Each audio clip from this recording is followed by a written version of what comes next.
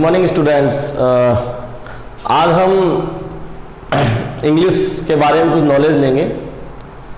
How to improve our English, हम हमारी English को कैसे इम्प्रूव कर सकते हैं। तो मैं बात करूँगा ज़्यादातर उन बच्चों की जो गांव खेड़े या शहरों में आते हैं जिनकी इंग्लिश इतनी अच्छी नहीं होती। तो इंग्लिश अच्छी नहीं होने का कारण क्या है, बेसिक रीज़न क्या है कि इंग्लिश अच्छी नहीं है। उसका रीज़न ये है कि इंग्लिश को हम पढ़ते तो हैं, छोटी क्लासों से 6 से भी पढ़ते हैं, कुछ स्कूलों में पहली क्लास से पढ़ाया जाता है, लेकिन कहीं ना कहीं उसके बेसिक कॉन्सेप्ट हमारे क्लियर नहीं होते। इस वजह से हम उसको अच्छे से लिख नहीं पाते, समझ नहीं पाते और बोल नहीं पाते हैं। एक्चुअली देखिए, समझने की बात यह है, सबसे पहले इम्पोर्टेंट चीज़ ये है कि आज के वक्त हर इंसान, भारत में रहने वाला हर इंसान को इवन कम से कम 2 लैंग्वेजेस का आना बहुत ज़रूरी है। पहली है आपकी हिंदी और दूसरी है आपकी इंग्लिश, क्योंकि इंग्लिश के बिना हम हमारा कोई भी काम कंप्लीट नहीं कर सकते। हर वो काम जो हमारे निजी जीवन में पढ़ाई लिखाई से रिलेटेड हो, कोई सरकारी या निजी ऑफिस का कोई कार्य हो, सभी के लिए हमको इंग्लिश की बहुत ज़्यादा ज़रूरत होती है। तो मैं आपको कुछ ऐसे फंडे, ऐसी टेक्निक बताऊंगा जिसके द्वारा आप अपनी इंग्लिश को बहुत अच्छा कर सकते हो। इंग्लिश को इम्प्रूव करने के लिए सबसे इम्पोर्टेंट चीज़ है कि सबसे पहले क्या सीखें। देखो, सबसे पहले इंग्लिश को लिखना सीखना जरूरी है, उसके बाद तो बेसिकली सबसे पहले क्या है, हमको इंग्लिश के लिए सबसे पहले उसको पढ़ना आना चाहिए, उसके बाद उसको लिखना आना चाहिए और अंडरस्टैंड करना आना चाहिए। फाइनली तभी हम इंग्लिश को बोल पाएंगे। अब देखिए, राजस्थान में बहुत से बच्चे हैं जो इंग्लिश को बोल नहीं पाते हैं, उनको बहुत सी प्रॉब्लम्स होती है इंग्लिश बोलने के लिए। आज मैक्सिमम जॉब्स हम करने जाते हैं सब इंग्लिश बेस्ड होती हैं। तो ऐसा क्या कारण है हमारी इंग्लिश इंप्रूव नहीं होती? तो देखिए, हम लोग क्या करते हैं, सीधा ही इंग्लिश को पढ़ने या बोलने की कोशिश करते हैं, लेकिन उसको बेसिक कॉन्सेप्ट को समझने की कोशिश नहीं करते। तो सबसे पहले हम आज सीखेंगे कि इंग्लिश को लिखना कैसे। अब इंग्लिश को लिखने के लिए और अंडरस्टैंड करने के लिए हमें सबसे पहले टेंस को पढ़ना बहुत ज़रूरी है, कि जब तक हमको टेंस क्लियर नहीं होंगे तब तक हम इंग्लिश को ढंग से लिख नहीं सकते। और जब तक लिखना नहीं आएगा तो पढ़ना नहीं आएगा, और पढ़ना नहीं आएगा तो हम समझ नहीं पाएंगे, और समझ नहीं पाएंगे तो उसको बोल भी नहीं पाएंगे। तो देखिए, हम आज बात करते हैं टेंस की।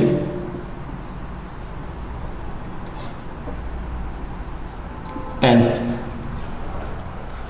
तो टेंस को बेसिकली 3 पार्ट्स में डिवाइड किया गया है। टेंस जिसे हिंदी में काल भी कहते हैं। काल मीन्स समय, टाइम को रिप्रेजेंट करता है। तो हम हमारे जीवन के अंदर बेसिकली 3 टाइप हमारा टाइम है यहाँ पर। प्रेजेंट टेंस,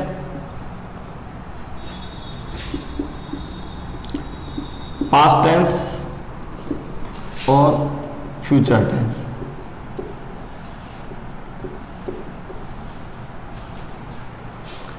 अब देखिए, ये प्रेजेंट टेंस यानी कोई वर्तमान में चल रहा हमारा जो समय, अभी जैसे मैं आपको पढ़ा रहा हूं, तो अभी जो हमारा चल रहा है वो वाला समय है हमारा। पास्ट टेंस जो भूतकाल जिसे हम कहते हैं, यानी जो हमारा बीत गया है समय। और फ्यूचर टेंस जो आने वाला समय है। हर टेंस को टेंस के आधार पर, यानी बेसिस ऑफ टेंस, इसे 4 भागों में हम बांटते हैं, divided into 4 parts. First one is, पहला जो भाग है हमारा उसे हम कहते हैं इंडेफिनेट।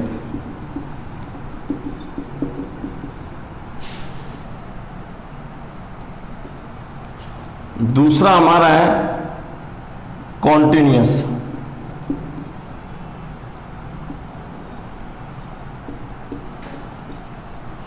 तीसरा हमारा है परफेक्ट।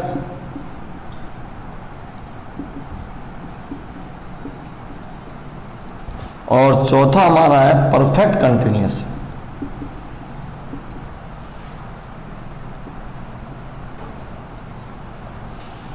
तो देखिए, हमने टेंस को 4 भागों में, 4 पार्ट्स में डिवाइड किया है। पहला है इनडेफिनेट टेंस, दूसरा है कॉन्टिन्यूअस टेंस, तीसरा है परफेक्ट टेंस और चौथा है परफेक्ट कंटिन्यूअस टेंस।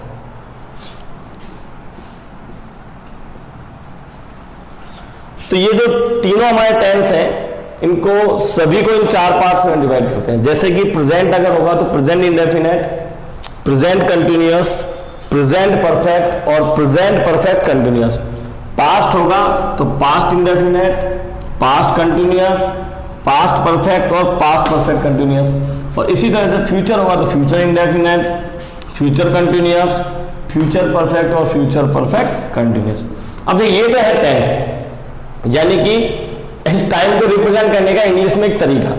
लेकिन हमारा जो बेसिकली जो संबंध है, काम जिनसे हमको पड़ता है, जिनको हम ज़्यादा यूज करते हैं, वो है हमारे सेंटेंसेस यानी वाक्य। तो देखिए हर टेंस को सेंटेंसेस यानी वाक्य के आधार पर हमने चार भागों में डिवाइड किया है। तो हर टेंस को हम 4 पार्ट्स में डिवाइड करेंगे, इसको भी 4 पार्ट्स में, इसको भी 4 पार्ट्स में, इसको भी 4 पार्ट्स में, इसको भी 4 पार्ट्स में। देखिए बच्चे, पहला हमारा टेंस है इनडेफिनेट टेंस। तो अकॉर्डिंग टू सेंटेंस यानी वाक्य, सेंटेंस यानी वाक्य जो हम लोग बोलते हैं, जो हम लोग लिखते हैं किताबों में, हर जगह पे हम कहीं भी जाते हैं बोलते हैं, उनको हमने 4 पार्ट्स में डिवाइड किया है। पहला है हमारा अफर्मेटिव सेंटेंस, दूसरा है हमारा नेगेटिव सेंटेंस, तीसरा है हमारा इंट्रोगेटिव सेंटेंस और चौथा है हमारा इंट्रोगेटिव नेगेटिव सेंटेंस। देखो अफर्मेटिव का मतलब होता है कोई भी सकारात्मक यानी पॉजिटिव वाक्य जिसमें हम हर वाक्य में हाँ बोलते हैं किसी काम को करने के लिए। नेगेटिव को हिंदी में बोलते हैं नकारात्मक, यानी कि जिसके अंदर हम किसी भी काम को करने के लिए ना करते हैं।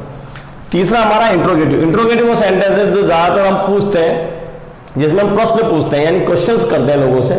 और इंट्रोगेटिव नेगेटिव सेंटेंस एक सेंटेंस है जो भारतीयों का बहुत बड़ा फेवरेट सेंटेंस है। ये फेवरेट सेंटेंस क्यों है? क्योंकि हम इसमें क्वेश्चन भी पूछते हैं और उसका जवाब भी कहीं ना कहीं दे देते हैं। यानी इंट्रोगेटिव क्वेश्चन पूछ के उसको नकारात्मक यानी उसका नहीं में जवाब देते हैं। अब मैं बताऊंगा ये कैसे भारतीय लोग ज्यादा यूज में क्यों लेते हैं, निजी जीवन में हमारा कैसे काम आता है, इस सेंटेंस के बारे में आगे आपको बताऊंगा। तो देखिए सबसे पहले हम पढ़ते हैं प्रेजेंट इंडेफिनिट टेंस यानी वर्तमान काल, वर्तमान समय के बारे में हम इसमें देखेंगे। तो देखिए इस प्रकार के टेंस में, तो वो टेंस जिनके हिंदी वाक्य के अंत में ता है, ती है, ते हैं आदि शब्द आते हैं। यानी जब हिंदी बोलते हैं तो हिंदी बोलते बोलते वक्त हमारे सेंटेंस के अंदर क्या आता है? ता, ते, ती, इन शब्दों का हम प्रयोग करते हैं। जैसे कि ता है, ते हैं, ता हूं एटसेट्रा। ठीक है, तो सबसे पहले हम बात करते हैं अफर्मेटिव सेंटेंस की।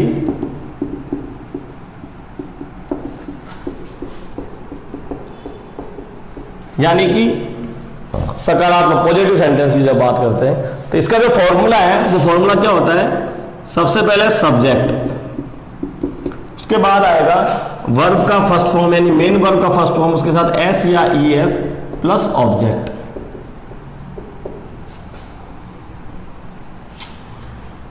तो आप क्या कीजिएगा जब आप ये लिखिएगा कॉपी के अंदर, तो जैसे मैं लिख रहा हूं उसी तरह से लिखना है।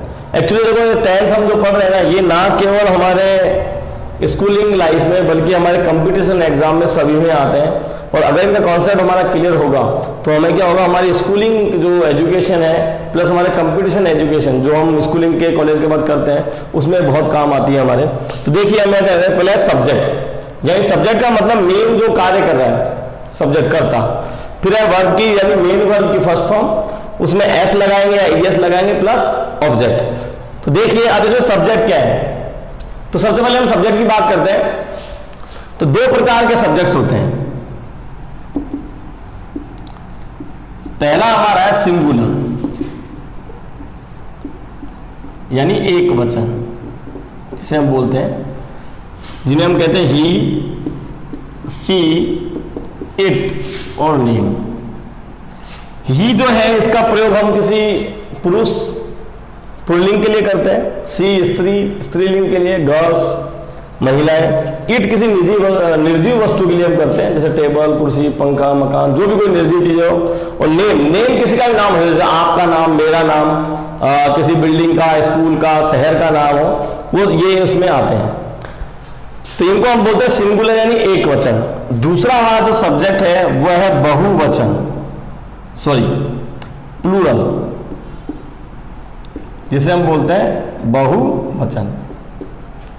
ये होते हैं आई, वी, यू और दे। आई यानी मैं, वी यानी हम, यू यानी तुम, इनको तुम भी कह सकते हो, आप भी कह सकते हो, और दे यानी वे। एक से ज्यादा लोगों के लिए काम में लेते हैं। तो ये हमारे 5 प्रकार के, एक तो ये ही, शी, इट, नेम, दूसरा आई, वी, यू, दे। तो 1 2 3 4 1 2 3 4 ये टोटल हमारे पास कितने सब्जेक्ट हो गए? 8 सब्जेक्ट। अब सबसे अच्छी बात बताऊं दोस्तों, पूरी दुनिया के अंदर इन 8 के अलावा कोई सब्जेक्ट्स है नहीं। यानी इंग्लिश के अंदर अगर हम कोई भी सेंटेंस बोलते हैं, लिखते हैं, तो केवल और केवल ये 8 ही सब्जेक्ट्स हैं जो हमारे काम आते हैं। इसके अलावा कोई भी सब्जेक्ट काम नहीं आता। बस एक चीज और है कि अगर हम किसी नेम, जैसे कि ये नाम, इसके अंदर कई बार जोड़ करके बहुवचन बना लेते हैं, प्लूरल बना लेते हैं। जैसे किसी का नाम, जैसे कि बॉय है तो बॉयज हो जाता है, गर्ल तो गर्ल्स हो जाता है, बिल्डिंग है तो बिल्डिंग्स हो जाता है, सिटी है सिटीज हो जाते हैं। इस तरह से हम उसमें एस और ईएस जोड़ के उसको बहुवचन यानी प्लूरल बना लेते हैं। वरना बेसिकली जो सब्जेक्ट्स हैं वो ये 8 ही हैं, ही, शी, इट, नेम और आई, वी, यू, दे। वापस रिपीट कर देता हूं क्योंकि ये इसलिए रिपीट कर रहा हूं कि सबसे बेसिक कॉन्सेप्ट यही है इंग्लिश का सीखने के लिए। अगर आपको ये सब्जेक्ट्स आ गए, अच्छे से याद रह गए, तो हम इनका यूज कैसे करना है वो हम सीखेंगे। तो सिंगुलर एक वचन सब्जेक्ट कौन कौन से होते हैं? ही, शी, इट और नेम। और प्लूरल बहुवचन कौन कौन से होते हैं? आई, वी, यू, दे। ही किसी लड़के के लिए काम में लेते हैं, शी किसी लड़की के लिए, इट किसी निर्जीव वस्तु के लिए और नेम किसी का नाम। आई यानी मैं, अपन खुद के लिए काम में लेते हैं। वी यानी हम, एक से ज्यादा लोगों के लिए काम आता है। यू ये पर्टिकुलर आप या तुम में इसका अर्थ होता है। और दे का मतलब भी। अब इसके बाद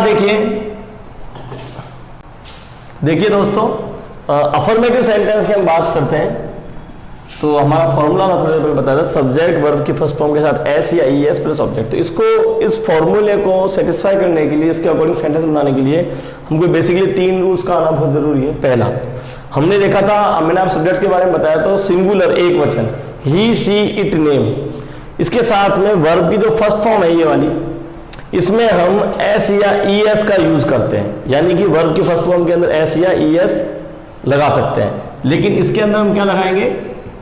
एस या एस का प्रयोग कर सकते हैं। और जो रूल नंबर 2 है उसमें जो प्लूरल बहुवचन है आई, वी, यू, दे, इसमें वर्ब की फर्स्ट फॉर्म के अंदर एस और एस का यूज नहीं करते हैं। देखो नहीं की, अंडरलाइन की इसलिए किया हुआ है ताकि आपको थोड़ा सा इंडिकेट हो जाए, नहीं करते हैं इसलिए मैंने क्रॉस भी लगा दिया है। यानी इसमें वर्ब की फर्स्ट फॉर्म के साथ एस या एस नहीं। यानी कि अगर हमारे सब्जेक्ट्स प्लूरल बहुवचन आ जाते हैं और हम प्रेजेंट का कोई सेंटेंस या वाक्य बोलते हैं, लिखते हैं, तो हम उसमें एस और एस का यूज नहीं करेंगे। तीसरा, अब इसमें एस का प्रयोग तो हमने कर लिया ही, शी, इट, नेम के साथ, लेकिन ईएस का यूज कहां करें? तो ईएस के यूज के लिए तीसरा नियम है हमारा कि जिन वर्ब यानी जो हमारी क्रिया है ये वाली, ये वर्ब, तो जिन वर्ब के अंत में हम S H, C H, O X, Z Z, double S आता है, यानी ये आपके 6 शब्द हैं। तो जिन वर्ब के अंत में 6 शब्द आते हैं, एक्चुअली आता नहीं, अंत में 6 शब्द आते हैं, उनके अंत में वर्ब की फर्स्ट फॉर्म में हम ईएस लगाते हैं। अब देखिए मैंने इनको है ना 2-2 के ग्रुप में डिवाइड किया ताकि याद करने में आसानी रहे। जैसे एच एच एक साथ, सिंगल सिंगल एक साथ और डबल डबल एक साथ, एस एच सी एच, फिर O X, Z Z, S S, ऐसे हमको याद करेंगे। कैसे याद करेंगे? S H C H, O X, Z Z, double S. जैसे कि कोई भी स्पेलिंग देख लीजिए आप, जैसे कि देखिए पास, पी ए डबल एस, तो यहाँ डबल एस है। तो अगर हम प्रेजेंट में सेंटेंस को लिखेंगे तो इसको कर देंगे P A double S E S, passes, क्योंकि डबल एस है तो उसमें क्या लग जाएगा? ई एस लग जाएगा। इसी तरह से देखिए, जैसे कि हम स्पेलिंग लिखते हैं watch, W A T C H, watch है तो देखना, पास गुजरना है, किसी को पास करना, तो यहां देखिए हम सी एच आ रहा है ना, तो इसमें क्या करेंगे? W A T C H, फिर ई एस जोड़ दिया इसमें, ठीक है। क्यों किया हमने? क्योंकि एच आ रहा है। इसी तरह से देखिए कोई स्पेलिंग, जैसे मान लीजिए डू, तो ओ आ गया यहाँ पे, है ना, तो इसमें क्या करेंगे हम? D O E S. ऐसे ही गो है तो जी ओ ई एस लगा दिया हमने ओ के साथ, है ना। इस प्रकार जो भी स्पेलिंग्स वर्ब जिनके अंत में S H, C X, O X, Z Z, double S आता है, उसके एंड में हम क्या करेंगे? उसके एंड में हम ई एस लगा देंगे, जैसे कि हमने यहां पर किया है। तो ये अगर 3 रूल्स अगर हमको याद है तो हम क्या करेंगे, हम इस 3 रूल्स को यूज में लेकर के और सेंटेंस बनाएंगे। तो देखिए, आइए हम अब सेंटेंस बना के देखते हैं। तो देखिए बच्चों, अब हम सेंटेंस बनाना शुरू करते हैं। तो पहला को सेंटेंस लाना। देखो सेंटेंस में क्या है, मैं अभी जो आपको पढ़ा रहा हूँ वो सभी तरह के बच्चों के लिए पढ़ा रहा हूँ। वो बच्चे जो पहली बार इंग्लिश सीख रहे हैं तो 0 लेवल से शुरू करें, उनके लिए मैं बता रहा हूँ। और धीरे धीरे जिनको इंग्लिश आती है तो उनके लिए हम थोड़े से लेवल ऑफ डिफिकल्टीज हमारे सेंटेंस में बढ़ाते जाएंगे। और सेंटेंसेस का मजा ये है, देखिए इसमें बेसिकली चीज यही है, सेंटेंस हम वो बनाएंगे जो हमारे निजी जीवन में काम आता है। कोई भी सेंटेंस जो आपकी इच्छा, आप हिंदी में लिखिए और इंग्लिश बनाइए, फटाफट बनेगा उसका। देखिए कैसे बनती है। कोई भी हम सेंटेंस लिखते हैं, जैसे कि बोलिए हम क्या सेंटेंस लिखें, जैसे कि राहुल स्कूल जाता है, हमने एक सेंटेंस बनाया। तो देखिए किसी भी सेंटेंस का हिंदी से इंग्लिश करते वक्त हमको 3 रूल्स का फॉलो करना पड़ेगा। पहला जो हमारा रूल्स है वो है उसका टेंस पता करें। दूसरा रूल हमारा है उसका सेंटेंस पता करें। और तीसरा हमारा रूल है उसका subject plus verb plus object. अगर इन 3 रूल्स को हम फॉलो करते हैं तो हम किसी भी सेंटेंस को बना सकते हैं। शुरुआत में जैसे मान ली किसी को इंग्लिश आती भी है तो भी वो इस रूल्स को, अगर उसको ज्यादा अच्छी नहीं आती तो उसको एटलीस्ट इन रूल्स को फॉलो करके मैं बता रहा हूँ। क्यों? क्योंकि इनिशियली क्या आपको ऐसा लग रहा होगा कि मुझे इंग्लिश आती है, मुझे क्या करना है, इस रूल्स को फॉलो करना। लेकिन होता क्या है बेसिकली, जब बच्चे सेंटेंसेस लिखते हैं, जैसे मान लीजिए 9, 10, 11, 12 में बच्चों को हिंदी से इंग्लिश बनाना नहीं आता, इसलिए वो क्वेश्चन आंसर लिखते हैं और ढंग से उसको लिख नहीं पाते, ग्रामेटिकली मिस्टेक कर देते हैं। ऐसे वो ऐसे लिख रहे हैं, राइट, कोई लेटर लिख रहे हैं, कोई पोएम लिख रहे हैं, तो उनको प्रॉब्लम्स आती हैं। तो इस रूल्स को अच्छे से फॉलो कीजिए। सबसे पहले हम टेंस पता कीजिए। मैंने आपको स्टार्टिंग में बताया था प्रेजेंट इंडेफिनिट टेंस में कि इसके हिंदी वाक्य के अंत में ता है, ती है, ते है आता है। तो देखिए सबसे टेंस में से पता चलेंगे हिंदी सेंटेंस के अंदर ता है। अभी ता है इसका मतलब कौन सा टेंस है, प्रेजेंट इंडेफिनिट टेंस है। उसके बाद हम ये पता करेंगे सेंटेंस कौन सा है। तो अभी हमने सेंटेंस कौन सा पढ़ा है, अफर्मेटिव यानी सकारात्मक वाक्य। तो हमारा सेंटेंस हो गया है अफर्मेटिव। तो पहले हमने पता कर लिया टेंस कौन सा है, प्रेजेंट इंडेफिनिट टेंस। फिर हमने पता कर लिया क्या सेंटेंस, तो कौन सा है, अफर्मेटिव सेंटेंस है। तीसरा हमको पता करना है सब्जेक्ट वर्ब और ऑब्जेक्ट। तो देखिए सबसे पहले हम देखेंगे सब्जेक्ट। तो राहुल, राहुल क्या है, एक नाम, कौन सा है, सिंगुलर, एक वचन। उसके बाद हम पता करेंगे वर्ब। तो वर्ब क्या है, जाना, गो। और थर्ड है हमारा स्कूल, ऑब्जेक्ट। देखिए हिंदी सेंटेंस में क्या होता है, बेसिकली इनिशियली जो होता है वो हमारा सब्जेक्ट में होता है और सबसे लास्ट में आपको वर्ब मिलती है।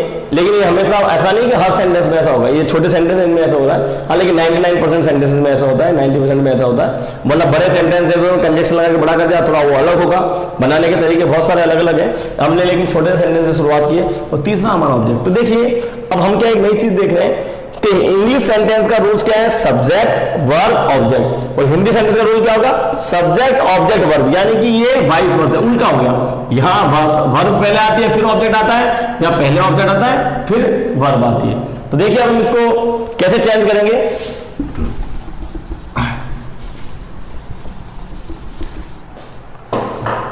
राहुल, तो सबसे पहले राहुल की स्पेलिंग लिख दी, ठीक है। अब उसके बाद हम अकॉर्डिंग टू रूल, मेरा सब्जेक्ट लिख दिया आपने। अब हमारा वर्ब, वर्ब क्या है, गो, जाना, जाता है तो गो।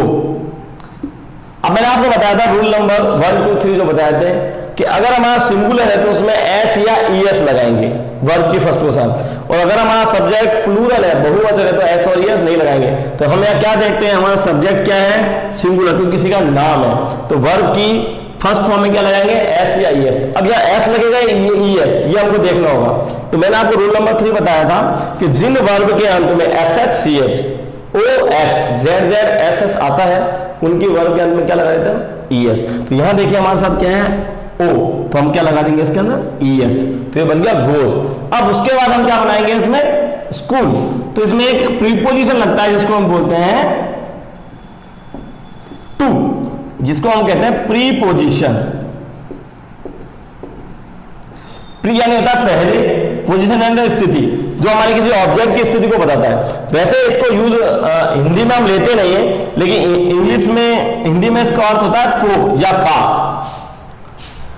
जैसे ये अगर इसको शुद्ध हिंदी लिखेंगे तो कैसे होगी, राहुल स्कूल को जाता है। लेकिन हम हिंदी में ऐसा नहीं लिखते, लेकिन इंग्लिश में ऐसा नहीं हो सकता। इंग्लिश में उसका प्रीपोजिशन लगेगा ही लगेगा, वरना उसके बिना वो डिफाइन नहीं कर सकते। तो राहुल गोज टू स्कूल, अब देखो ये टू का प्रयोग हम क्या करता है, राहुल स्कूल को जाता है। तो टू का प्रयोग हम किस लिए कर रहे हैं, टू का प्रयोग हम कर रहे हैं एज ए प्रीपोजिशन, यानी किसी स्थान पर जाने और आने के लिए हम टू का प्रयोग करते हैं। अब देखिए ये हमारा हो गया सब्जेक्ट, ये हमारी हो गई वर्ब और ये हमारा हो गया ऑब्जेक्ट। तो बन गया हमारा फॉर्मूला सेटिस्फाइड हो गया। सब्जेक्ट लिख दिया हमने, वर्ब की फर्स्ट फॉर्म, उसके बाद एस और ईएस लगा दिया, उसके बाद हमारा ऑब्जेक्ट आ गया। अब हमको क्या करना है, इस इंग्लिश की हिंदी करनी है। अब इंग्लिश की हिंदी कैसे करेंगे, इंग्लिश की हिंदी ऐसे होगी, पहले सब्जेक्ट की हिंदी होगी, उसके बाद ऑब्जेक्ट की हिंदी होगी, लास्ट में वर्ब की हिंदी होगी। तो पहले सब्जेक्ट की हिंदी कैसे करें, राहुल, ठीक है।